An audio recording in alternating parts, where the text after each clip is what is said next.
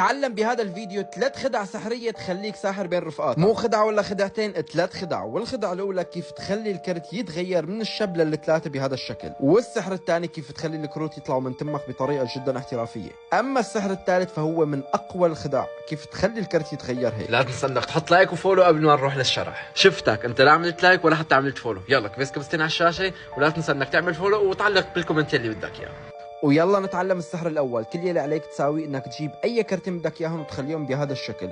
الخطوه الاولى انك تمسك الشده بهذه الطريقه، وبعدين تحط ايدك على الكرت بحيث انك تغطي الكرت وتسحب الكرت الاول وترجعه للكرت الثاني للي ورا مثل ما انت عم تشوف. هذا هو لغز هذا السحر. ويلا نروح نشوف كشف الحركه الثانيه كيف راح تكون.